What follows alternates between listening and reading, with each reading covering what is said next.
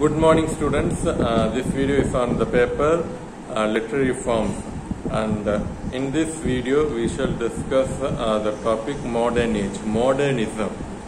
The age modernism, modern age is another most important movement in history of English literature, and let's say on the whole, Romantic movement, Victorian movement, and as well as modern age, and they are all said to be most important movements in history of English literature. And in Victorian age there are various sub-movements which we discussed, but the overall general features of Victorian age we did not discuss. Okay, and since it is not actually it is not a great, it's not a movement like that, like a symbolism, a pre-Raphaelite movement. It is a kind of features. Okay, many poets wrote poetry and they have some features. It's not a movement. That's why we did not study Victorian poetry as a movement.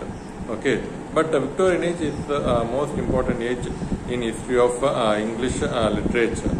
So this is the case here, and the modern age is ultimately another important age in history of English literature, which is what we are going to study.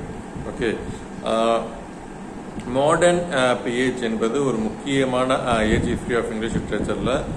Romantic movement, Victorian age and modern age, இது மூணுமே ரொம்ப ரொம்ப முக்கியமான age history of English literature. Victorian age நிறைய மூமெண்ட்ஸை வந்து பார்த்தோம், நிறைய மூமெண்ட்ஸை வந்து டிஸ்கஸ் பண்ணோம். ஆனால் விக்டோரியன் ஏஜில் நிறைய மூமெண்ட்ஸ் வந்து இருக்கு. ஓகே, விக்டோரியன் ஏஜ் ஒரு தனி மூமெண்ட்டா அப்படின்னு கேட்டால் அது கிடையாது. சரிங்களா? ஸோ விக்டோரியன் ஏஜில் ப்ரீ ராஃப்லைட் மூமெண்ட் இருக்கு, அண்ட் சிம்பாலிசம் மூமெண்ட் இருக்கு, இமேஜஸ் மூமெண்ட் இருக்கு. இந்த மாதிரி மூமெண்ட்ஸ் வந்து விக்டோரியன் ஏஜில் இருக்கு. விக்டோரியன் ஏஜ் ஒரு தனி மூமெண்ட்டா அப்படின்னு கேட்டால் அது கிடையாது. அதில் சில ஃபீச்சர்ஸ் இருக்கு. ஓகே, அண்ட் அந்த ஃபீச்சர்ஸ் நீங்கள் ஹிஸ்ட்ரி ஆஃப் இங்கிலீஷ் லிட்ரேச்சரில் படிச்சிருப்பீங்க. பட் ஓவரால் அந்த விக்டோரியன் ஏஜில் வேற என்னென்ன மூமெண்ட் இருக்கு அப்படின்றது தான் நாம வந்து டீட்டெயிலாக பார்த்தோம். டீட்டெயிலாக இந்த சென்ஸ் அதனுடைய ஃபீச்சர்ஸ் என்ன அப்படின்றத, லைட்டாக ஒவ்வொரு மூமெண்ட்டோட ஃபீச்சர்ஸ் என்ன அப்படின்றத டிஸ்கஸ் பண்ணுவோம் அது. ஓகே, ஸோ இப்போ let me take a 30 seconds on the features of Victorian age. The Victorian age, from the Victorian age itself, a huge change developed. Okay, and people became restless. The concept of restlessness in life evolved. Okay, so this is the most important feature. So மக்கள் வாழ்க்கையில் ஒரு restlessness, ஒரு tension, ஒரு பரபரப்பான வாழ்க்கை. Okay, so அதுதான் கரெக்டாக இருக்கும். ஒரு பரபரப்பான வாழ்க்கையை வந்து விக்டோரியன் ஏஜில் வந்து கொண்டு வந்துச்சு. அண்ட் அதனுடைய எக்ஸ்டெண்டட் வெர்ஷன் தான் modern age. Okay, so the extended version of modern age is extended version of Victorian age is modern age, and it is further developed as a post-modern age. Okay, so இப்போ Victorian age ஒரு பரபரப்பான வாழ்க்கையை சொன்னிச்சு, and அதனுடைய extended version தான் modern age, and அதில் வந்து இன்னும் டெவலப் ஆன ஒரு வெர்ஷன் தான் modern age, post modern age. Okay, so இப்போ நம்ம மாடர்ன் ஏஜ் வந்து சொல்லலாம் அது. அண்ட் ஓவரால் மாடர்ன் ஏஜ் வந்து அண்ட் ஒரு பதற்ற நிலை,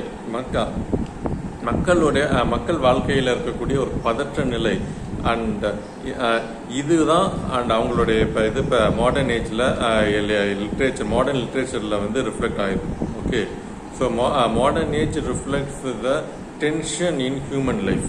ஓகே, ஸோ இப்போ அந்த பதற்ற நிலையை வந்து அப்படியே இலக்கியத்துலையும் அப்படியே சொல்லியிருப்பாங்க. ஒரு லைன்ல சொல்லணும்னா இதுதான் விஷயம். ஓகே, இப்போ இந்த மாடர்ன் ஏஜ் வந்து இன்னும் டீட்டெயிலாக நம்ம வந்து பார்க்கலாம். Now we shall discuss modern age in detail. Overall, there was a terrific change in human life. The technological development was the most important reason for this.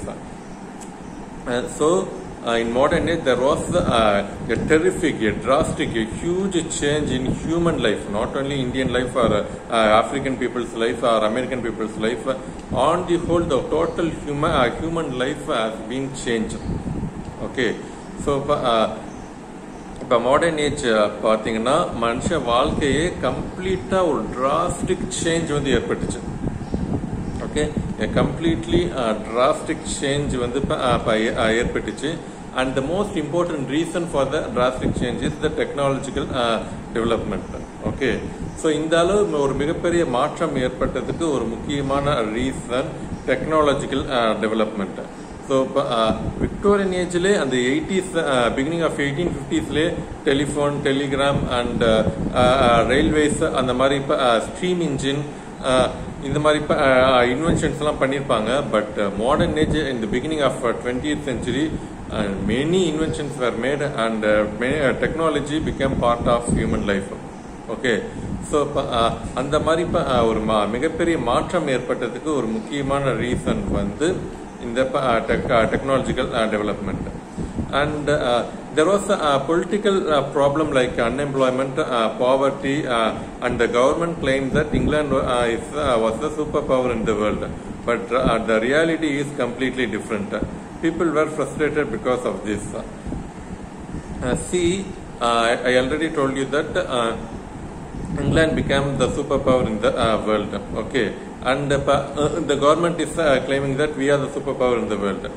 Though in the country of superpower in the world, there were poverty and unemployment and social injustice, social inequality, everything prevailed.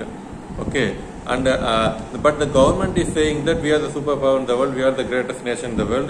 But in the greatest nation itself, many people suffer.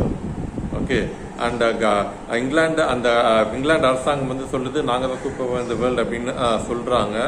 ஆனா அந்த நாட்டிலே வறுமை இருந்துச்சு, unemployment problem இருந்துச்சு, and இந்த மாதிரி பிரச்சனைலாம் இருக்கு. ஆனா கவர்மெண்ட் வந்து மற்ற நாட்டுக்கு சொல்லி நாங்க தான் சூப்பர் பவர் இந்த வேர்ல்டு அப்படின்னு சொல்றாங்க. இங்க நாங்க வந்து கஷ்டப்படுறோம், நீங்க வந்து சூப்பர் பவர் இந்த வேர்ல்டுன்னு சொல்லிட்டு இருக்கீங்க அப்படின்ற மக்கள்லாம் இது மாதிரி பேசிக்கிறாங்க. அண்ட் ஸோ நாம இங்க வறுமையில கஷ்டப்பட்டுருக்கோம், அவங்க மட்டும் சூப்பர் பவர் இந்த வேர்ல்டு அப்படின்னு சொல்லிட்டு இருக்காங்க. அண்ட் இது வந்து மக்களுக்கு ஒரு விரக்தி, வெறுப்பு வந்து ஏற்பட்டுச்சு. People were frustrated by this. So இந்த மாதிரி கான்ட்ராடிக்ஷன் வந்து மாடர்ன் ஏஜ்ல வந்து இப்போ இருந்துச்சு. And so such kind of contradiction prevailed in the modern age. And various theories like feminism, Freudian theory and Marxist theory changed the thoughts of people. As technology developed drastically, religious faith also faded away. Okay, so many knowledge, many theories also developed in the modern age. Okay, so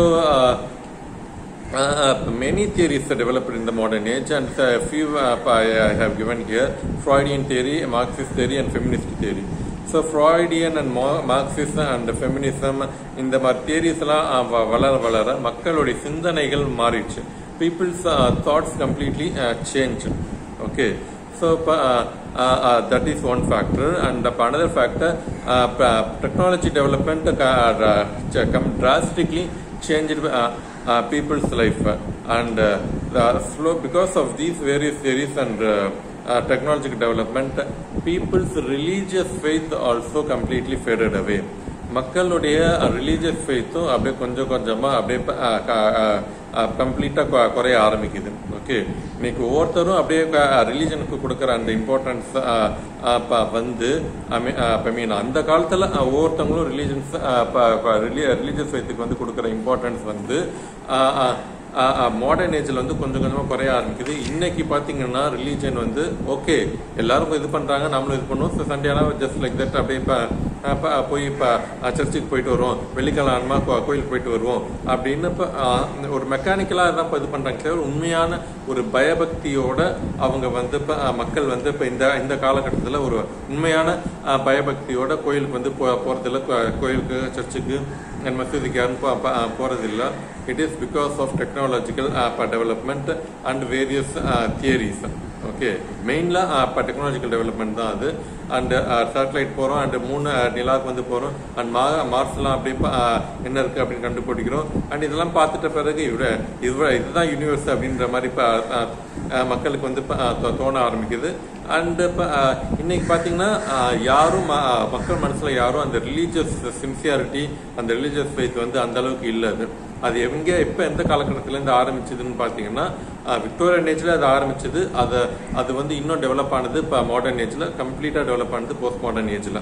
okay, so ரிலீஜனுக்கு வந்து மக்கள் வந்து கொஞ்சம் கூட importance வந்து கொடுக்காம போயிட்டாங்க. So naturally literature also changed a lot. Modern poetry is a culmination of different trends. Actually, there were many modern movements, but the general characteristic features are as follows.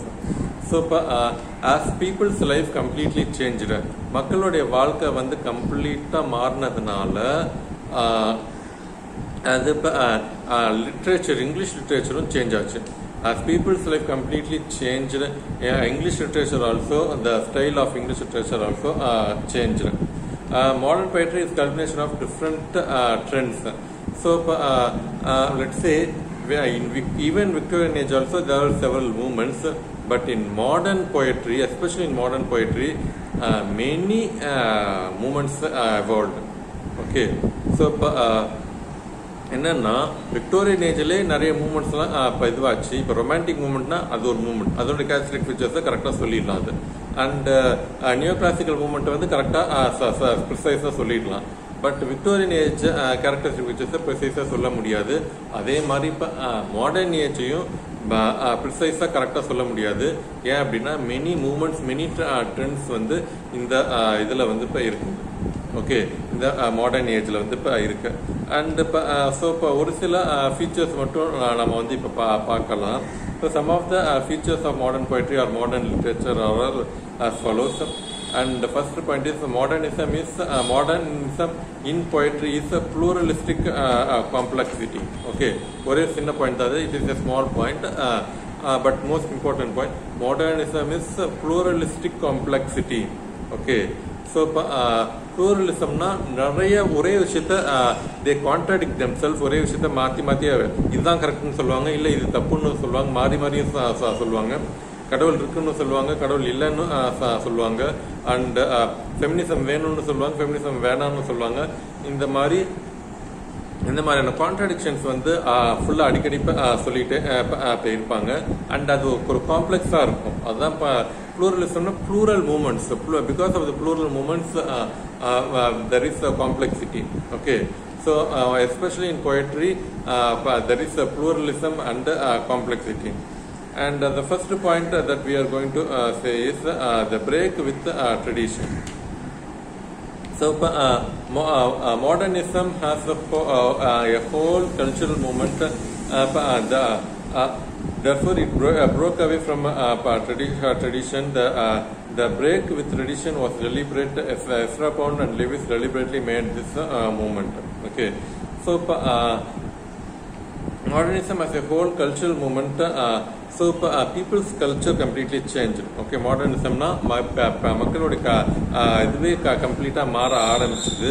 And it broke away from tradition. Okay, so traditionலேருந்து broke பண்ண வெளியே வந்தாங்க. But the breaking away of tradition was deliberate. Okay, so purposefully அவங்க வந்து traditionலேருந்து மாறினாங்க. In the breaking away from tradition, there are differences between breaking away. There are differences between romantics breaking away from the tradition and modernists breaking away from the tradition. Okay, romantics வந்து வேற வழி இல்லாம and எங்களுக்கு இதுதான் தெரியுது அப்படின்ற இதுல வந்து பண்ணாங்க. பட் மாடர்னிசம் வந்து பர்பஸ்ஃபுல்லாவே இருந்துச்சு. அது அந்த பர்பஸ்ஃபுல்னஸ் வந்து மாடர்ன் பேஜில் தான் இன்னும் அதிகமாக இருக்கு. நாங்கள் வந்து ட்ரெடிஷனை வந்து கம்ப்ளீட்டாக எதிர்க்கிறோம் அப்படின்றதுல ஒரு பர்பஸ்ஃபுல்லாகவே இதை வந்து செஞ்சாங்க. Okay, so Ezra Pound and Lewis இதெல்லாம் நிறைய பேர் இருக்காங்க. There are many eminent persons who deliberately broke away from tradition, but Ezra Pound and Lewis were the most important person who deliberately broke away from tradition. Okay, the next point, the new in subject matter. There was complete newness, novelty, completely drastically newness. There is no a single feature of tradition. Okay, so they made a completely new literature. they decided that they would not escape from reality, rather they projected reality and hyper reality and surreality. Okay, so let's say romantics they consider poetry as escapism from society. It's a social reality. Okay, and Georgian poets also did the same, but modernist and modern writers, they do not want to escape from reality. So சமுதாயத்தில் நடக்கக்கூடிய அவலங்களை வந்து அதுலேருந்து அதை வந்து மறந்துட்டு நான் என்னுடைய கற்பனையை சொல்கிறேன், என்னுடைய ஃபீலிங்ஸை சொல்கிறேன், அப்படியே ஜாலியாக இருக்கணும் அப்படின்ற காரணத்துக்காக அந்த சுற்றி இருக்கிற இது பிரச்சனைகளை பற்றி யோசிக்காமல் அப்படி இமேஜின் பண்ணி அப்படி ஜாலியாக இருக்கிற அந்த மென்டாலிட்டி வந்து மாடர்னிஸ்டுக்கு கிடையாது. அந்த ரொமான்டிக்ஸ் அண்ட் ஜார்ஜியன் போய்ட்ஸுக்கு இருக்கக்கூடிய அந்த மென்டாலிட்டி மாடர்ன் ரைட்டர்ஸுக்கு வந்து கிடையாது. அண்ட் என்னன்னா they wanted to project reality as it is. எது ரியாலிட்டியோ அதை வந்து அப்படியே இன்னமும் கரெக்டாக அப்படியே சொல்றது வந்து சொல்றது தான் அவங்களுடைய சப்ஜெக்ட் மேட்டரா இருக்கு. So to project the reality, hyper reality and surreality, that is the main subject matter of the modern writers, modern poets or modern novelists. Okay, so reality, what is happening in society, that is said to be reality. Hyper reality and surreality, they are all psychological reality. Both hyper reality as well as surreality, they are all psychological reality. Psychological reality is what do human think, that is also considered to be as reality. So இப்போ நான் வந்து இப்போ மனசுக்குள்ளே என்ன நினைக்கிறேன் அப்படின்றத வந்து அதுவும் ஒரு வகையில் இப்போ ரியாலிட்டி. ஓகே, ஸோ இப்போ நீங்கள் வந்து இப்போ சே ஃபார் எக்ஸாம்பிள் ஸ்டூடெண்ட்ஸ் நீங்கள் வந்து என்னை வந்து பார்த்த உடனே விஷ் பண்ணுறீங்க. சே இப்போ students second English students wish me எல்லாருமே okay good morning sir, good morning sir, online class இது பண்ணால் குட் மார்னிங் சார் அப்படின்னு இப்போ எல்லாருமே சொல்கிறீங்க. தட் இஸ் ரியாலிட்டி, அதுதான் நிஜம். Okay, but hyper reality and sir reality என்னன்னா உங்க மனசுக்குள்ள வந்துட்டான் பாரு நான் எப்படியாவது கொல்லணும் அப்படின்னு உங்க மனசுக்குள்ள அப்படின்னு நினைக்கிறீங்க. That is also reality. Okay, this social reality and hyper reality and sir reality contradict themself. நீங்க உங்க மனசுக்குள்ள என்ன திட்டுறீங்க, அதுவும் உண்மைதான். ஆனா வெளில வந்து என்ன வந்து விஷ் பண்றீங்க, அன்பா விஷ் பண்றீங்க, அதுவும் ரியாலிட்டி தான். ஓகே, பட் அல்டிமேட்டா எது reality, what is the hyper reality, எது சர் ரியாலிட்டி அப்படின்னு கேட்டா அது என்னன்னு நமக்கே தெரியல. we do not know what is the ultimate reality. Okay, so what is but before modern age this is the reality அப்படின்னு சொல்றாங்க. ஸோ சொசைட்டில என்ன நடக்குது, ஒருத்தன் கொண்டுட்டான் அப்படின்னா அதுதான் ரியாலிட்டி, ஒருத்தன் அடிச்சிட்டான்னா அதுதான் ரியாலிட்டி. ஆனா மனசாவில் அவன் ஒருத்தன் வந்து இன்னொருத்தன் அடிக்கிறான், ஆனா பாசத்தினால தான் அடிக்கிறான் அப்படின்னா அது நமக்கு தெரியல. பட் சோஷியல் ரியாலிட்டி எது அப்படின்னு கேட்டீங்கன்னா மீர்லி அவன் வந்து அவனை அடிச்சிட்டான் அப்படின்னு பார்த்தா ரியாலிட்டியா இருக்குது. ஓகே, ஸோ இப்போ இது social reality. But hyper reality சர் ரியாலிட்டிக்கு நிறைய டிஃபரன்ஸ் இருக்கு. அதெல்லாம் சைக்கலாஜிக்கல் ரியாலிட்டி. ஓகே, ஸோ இப்போ psychological reality is the subject matter for them. But psychological ரியாலிட்டிக்கு பதிலாக use the word hyper reality and surreality. Okay, so this is another most important feature of modernism. And the third one is formal experimentation. So unknowingly metaphysical poets made experiments in English poetry. In this stage poets made deliberate formal experimentation. Literary magazines or critics also encourage such kind of experimentation. Okay, so formal experimentation. So let's say Wordsworth இருக்கட்டும் அல்லது metaphysical poets இருக்கட்டும், unknowingly they made experimentation. அவங்களுக்கே தெரியாம அந்த experimentation வந்து பண்ணாங்க. Okay, so இப்போ let's say first time அந்த நாள் எடுத்துக்குவோம். And in Tamil cinema we shall take the movie அந்த நாள். Okay, and that was the movie which they made it that was the movie they did it without songs. பாட்டே இல்லாம தமிழ் சினிமாவில் வந்து first படம் எதுன்னா அந்த நாள் தான் அது. ஓகே, and இது வந்து they did not do it formally or purposefully, they did it unknowingly. இது வந்து தெரியாம அவங்க வந்து எடுத்தாங்க. ஆக்சுவலி அந்த நாள் வந்து ஒரு ஜாப்பனீஸ் படத்தோடைய ரீமேக். ஓகே, அந்த ஜாப்பனீஸ் படத்தில் பாட்டு இல்லை. அந்த படத்தை வந்து மோர் ஃபெடிலிட்டி ஃபெய்த்ஃபுல்லாக அப்படியே ரீமேக் பண்ணணும் அப்படின்ற அந்த பர்பஸுக்காக அப்படி பாட்டே இல்லாமல் அப்படியே எடுத்தாங்க. Okay, so director and AVM அந்த படத்தோட ப்ரொடியூசர் ஓகே நம்ம வந்து இப்போ தமிழ் சினிமாவில் ஃபர்ஸ்ட் டைமாக பாட்டே இல்லாமல் ஒரு படம் எடுக்கலாம் அப்படின்ற அந்த பர்பஸில் வந்து அவங்க வந்து படம் எடுக்கலை. அண்ட் இப்போ ஜப்பானீஸ் படத்தை ரீமேக் பண்ணலாம், நல்ல சின்சியராக ஃபெய்த்ஃபுல்லாக ரீமேக் பண்ணலாம் அப்படின்ற பட்சத்தில் அதில் அந்த படத்தில் பாட்டு இல்லை. ஸோ அதனால இதுலேயும் பாட்டு இல்லாமல் படம் எடுத்துடலாம் அப்படின்ற பர்பஸில் தான் அது வந்து இப்போ ரீமேக் பண்ணாங்க. பட் அந்த அன்னோயிங்லி தே மேட் எக்ஸ்பெரிமெண்டேஷன். அவங்களுக்கே தெரியாமல் அது வந்து ஒரு எக்ஸ்பெரிமெண்டேஷனாக அப்படியே அமைஞ்சிருச்சது. ஓகே, பட் ஒரு சில எக்ஸ்பெரிமெண்டேஷன்லாம் பர்பஸ்ஃபுல்லாகவே பண்ணியிருப்பாங்க. இப்போ கௌதம் மேனன் வந்து நடுநிசி நாய்கள், but that was a disaster flop movie. So okay, doesn't matter. But that experimentation was deliberate ஒன்று. ஸோ இப்போ பிஜிஎம் இல்லாமல், பேக்ரவுண்ட் மியூசிக் இல்லாமல் நான் வந்து ஒரு படம் எடுக்கிறேன் அப்படின்னு பர்பஸ்ஃபுல்லாகவே பண்ணாங்க. ஓகே, ஸோ இப்போ Dasavatharam semi experiment, semi purposeful for formal experimentation. Dasavatharam படம் வந்து ஒரு பாதி அளவுக்கு வந்து ஒரு இது இப்போ என்ன சொல்றது, ஒரு ஃபார்மல் எக்ஸ்பெரிமெண்டேஷன், தெரிஞ்சே பண்ண எக்ஸ்பெரிமெண்டேஷன். ஆக்சுவலி அவங்க வந்து 5 கமல் வச்சு பண்ணலான்னு பண்ணாங்க அது. அண்ட் இப்போ அப்படியாவது ஒரு 6 கமல் பண்ணிடலாம், 7 கமல் பண்ணிடலாம். 5 கமல் வந்து கதையிலேயே டிமாண்ட் ஆச்சு. ஓகே, ஸோ இப்போ கதை எழுதும் போதே இந்த ஒரே கேரக்டர், இந்த 5 ஒரே ஆக்டர் வந்து இந்த 5 கேரக்டரும் பண்ணால் இன்னும் அதனுடைய வேல்யூ வந்து இன்னும் அதிகமாகும் அப்படின்னு பண்ணாங்க அது.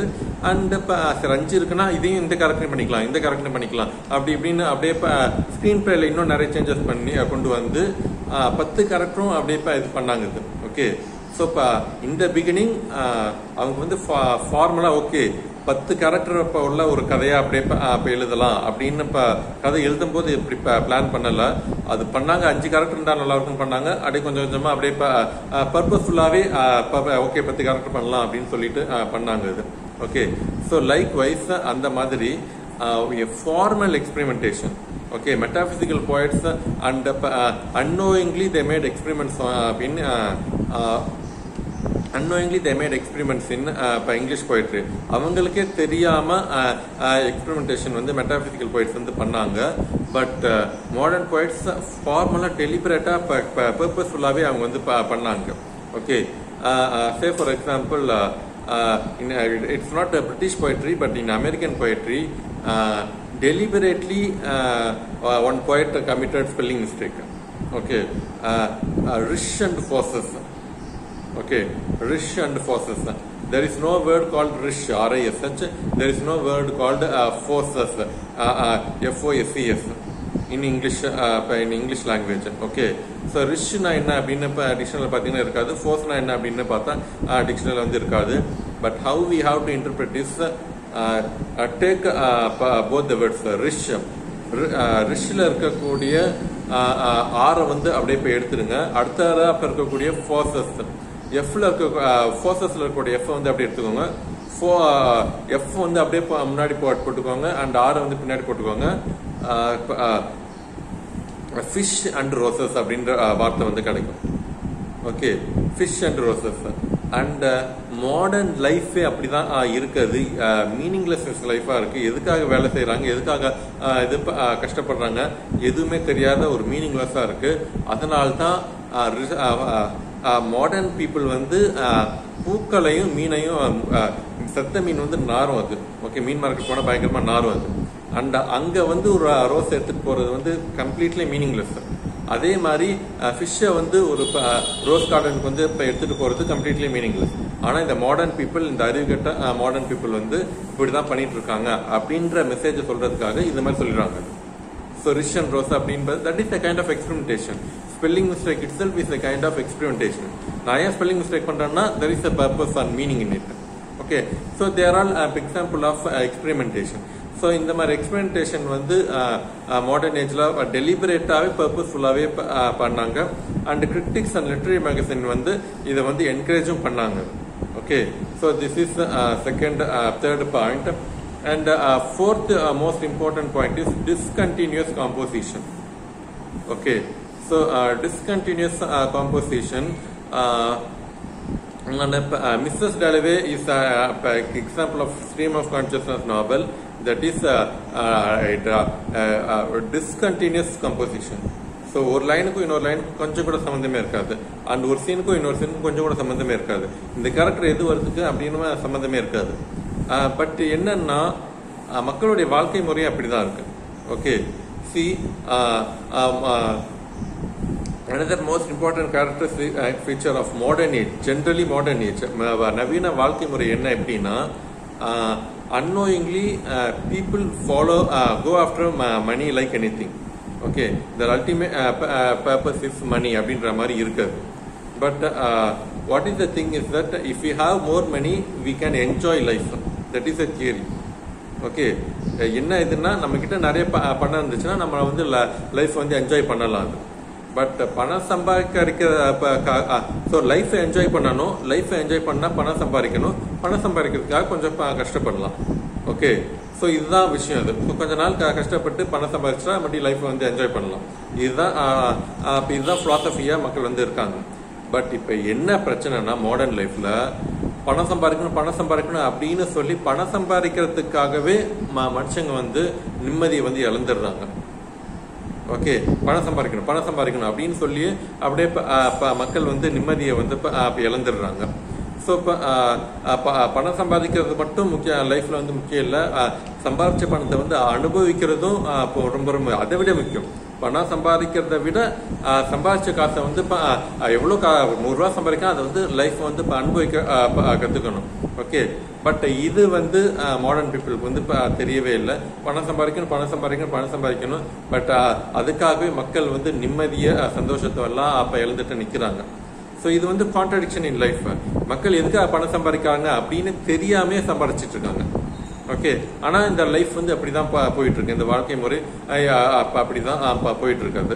அதுல இருந்து இப்ப நம்மளால தப்பிக்கவும் அப்ப முடியல. அது ஸோ இப்போ ஃபேன் இருந்தால் கொஞ்சம் நேரம் கம்ஃபர்டபுளாக இருக்கலாம். பட் ஃபேனு இப்போ நம்ம காரில் உங்களுக்குலாம் செல்ஃபோனே இல்லைன்னா அவ்வளோ வாழ்க்கையை முடிஞ்சு போச்சு அப்படின்ற மாதிரி இப்போ இருக்காது. அண்ட் அந்த காலத்தில் செல்ஃபோன் இல்லாமல் தான் செல்ஃபோன் ஃபேன் இதெல்லாம் இல்லாமல் தான் மக்கள் வந்து இப்போ வாழ்ந்துட்டுருங்க. குழந்தைங்கள்லாம் ஜாலியாக இப்போ விளையாண்டுட்டு சந்தோஷமாகவே இருந்தாங்க. பட் இப்போ உள்ள குழந்தைங்களுக்கு செல்ஃபோன் இல்லைன்னா சந்தோஷம் இல்லை அப்படின்ற மாதிரி ஆகிடுச்சு. ஸோ இப்போ செல்ஃபோன் வந்து ஒரு கம்ஃபர்டபுளாக தான் ஒரு சின்ன கம்ஃபர்ட்டாக தான் பார்க்கணும். பட் அதுக்கே அடிக்ட் ஆகி அந்த செல்ஃபோன்னால தான் கஷ்டப்படுறோம் அப்படின்ற ரேஞ்சுக்கு வாழ்க்கைக்கு செல்ஃபோன்னால சந்தோஷமா இருந்தா ஓகே, பட் செல்ஃபோன்னால தான் கஷ்டப்படுறோம் அப்படின்ற ரேஞ்சுக்கு வாழ்க்கை வந்து போயிடுச்சு. ஸோ இப்போ இந்த மாதிரி கான்ட்ரடிக்ஷனாக இருக்கு. அண்ட் இப்போ எதுக்காக இப்போ மக்களுடைய லைஃபே கம்ப்ளீட்டாக மீனிங்லெஸ்ஸாக இருக்கு.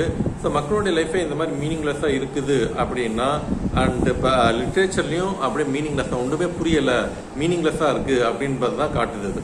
ஸோ இந்த கேரக்டர் எதுக்கு வருது? இப்போ போன லைனுக்கும் இந்த லைனுக்கும் இப்போ சம்மந்தமே இல்லை, போன வார்த்தைக்கும் இந்த வார்த்தைக்கும் சம்மந்தமே இல்லை, ஸ்பெல்லிங் மிஸ்டேக்காக இருக்கு, ஒன்றுமே புரியவே இல்லை அப்படின்னா மக்களுடைய வாழ்க்கை அந்த மாதிரி இருந்தால் லிட்ரேச்சர் அப்படிதான் இருக்கும். ஓகே, ஸோ இதுதான் discontinuous composition. Modern literature has no proper link between words, phrases, lines and topics. They project psychological reality. There is no coherence. So இப்போ மனுஷ சிந்தனையும் அப்படியே இப்போ கொஹரண்டாக இருக்காது. நான் வந்து அப்படியே இப்போ இது பண்ணிட்டு இருப்பேன், அந்த மனசுக்குள்ள வேற ஏதோ பற்றி யோசிச்சுட்டு இருப்பேன். அண்ட் இப்போ சைக்கலாஜிக்கல் ரியாலிட்டிக்கும் ஒரு கொஹரன்ஸ் வந்து இருக்காது. அந்த ரியாலிட்டி வந்து ப்ரொஜெக்ட் பண்ணுறதுனால நிச்சயமா ஒரு மீனிங்ஃபுல் கொஹரன்ஸ் வந்து மாடர்ன் லிட்ரேச்சர்ல இருக்காது. படிக்கிறதுக்கு ரொம்ப ரொம்ப கஷ்டமா இருக்கும். ரொமான்டிக் போயிட்ரி பார்த்தீங்கன்னா படிக்க ரொம்ப ஈஸியா இருக்கும், பட் மாடர்ன் போயிட்ரி படிக்கிறதுக்கு ரொம்ப ரொம்ப கஷ்டமா இருக்கும். ஓகே, ஸோ இப்போ அதுதான் most important thing, discontinuous composition. And fifth one is free verse. Traditional verse was completely abandoned and they followed free verse. They are in support of rhythmic verse. They are not in support of let's say traditional verse are completely abandoned and they followed free verse. They are in support of rhythmic verse, but they do not want to follow rhythmic pattern named by classicism. So modern poetry வந்து rhythm free words எந்த rules and ரெகுலேஷனுமே இல்லாமல் ஒரு rhyming pattern வந்து even rhyming pattern இல்லாமல் free words follow பண்ணுறாங்க அது. Okay, and அதனால அந்த ட்ரெடிஷ்னல் இதை வந்து பிரேக்காகவே பண்ணுறாங்க. அண்ட் டெலிபரேட்டாகவே அவங்களுக்கே தெரியாமல் கூட இது வந்து இப்போ இந்த ரைமிங் ஸ்கீமில் வருது, இந்த வேர்ட்ஸுக்கு பேர் பிளாங்க் வேர்ட்ஸ், ஹீரோயிக் கப்லெட் அப்படின்னு இப்போ எழுதிட்டா கூட மறுபடியும் மாற்றி and they want to break away from tradition completely, ட்ரெடிஷன்லேருந்து கம்ப்ளீட்டாக இது மாற்றிக்கணும் அப்படின்ற பர்பஸுக்காக அண்ட் இவங்க வந்து ஃப்ரீ வேர்ஸ் வந்து ஃபாலோ பண்ணுறாங்க. தப்பி தவறி அந்த ட்ரெடிஷ்னலாக இப்போ இருக்கக்கூடிய அந்த rhyme pattern verse pattern name வந்து இருந்தால் கூட அது வந்து பண்ணக்கூடாது. நான் ஒரு வேர்ஸ் வந்து எழுதுறேன் அண்ட் அது வந்து ட்ரெடிஷனில் இருக்கா இல்லையா அப்படின்லாம் அவங்க வந்து யோசிக்கிறதே இல்லை.